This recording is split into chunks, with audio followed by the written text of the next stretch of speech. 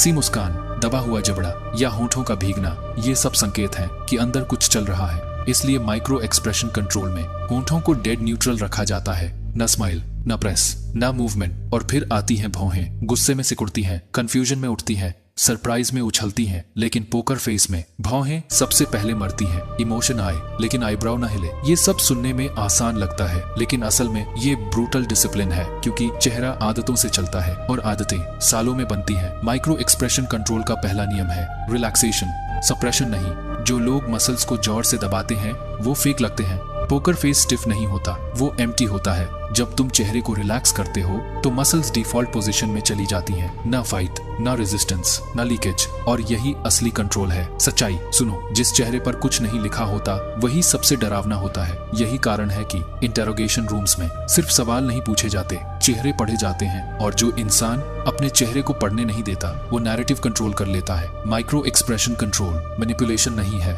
ये डिफेंस है, क्योंकि दुनिया दया से नहीं कमजोरी से खेलती है। जब सामने वाला तुम्हें प्रोवोक करता है वो रिएक्शन नहीं चाहता, वो लीक चाहता है। एक आईब्राउ ट्विच, एक हाफ स्माइल, एक आई मूवमेंट, बस इतना ही काफी है तुम्हारी बाउंड्रीज समझने के लिए।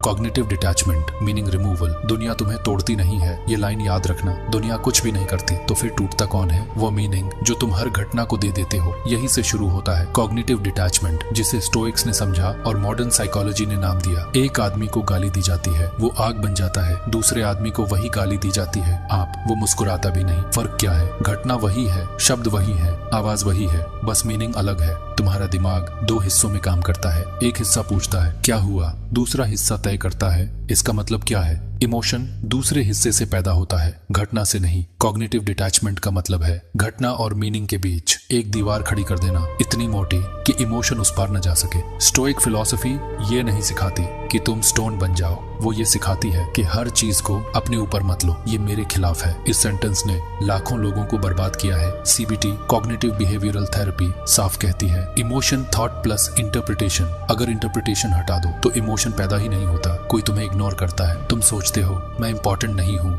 यही इमोशन पैदा होता है। हर्ट, एंगर, इनसिक्योरिटी, लेकिन अगर थॉट बदल दो ये उसकी लिमिटेशन है, बस इमोशन मर जाता है। पोकर फेस यही जन्म लेता है, ना इसलिए कि इंसान को फर्क नहीं पड़ता, बल्कि इसलिए कि वो मीनिंग देना बंद कर देता है। कॉग्निटिव डिटैचमेंट एक ब्रूटल रियलाइजेशन से आता है, दुनिया तुम्हारे बारे में सोच ही नहीं रही। लोग अपने डर, अपनी जरूरत, अपने एजेंडा से बोलते हैं और तुम उसे पर्सनल बना लेते हो। स्टोइक्स कहते थे if it is not up to you why let it disturb you. ये लाइन सॉफ्ट नहीं है, ये कोल्ड है। पोकर फेस वाला इंसान हर बात को फिल्टर करता है। वो खुद से पूछता है क्या ये मेरी कंट्रोल में है, अगर नहीं तो इमोशन रिजेक्ट। जब कोई इंसल्ट करता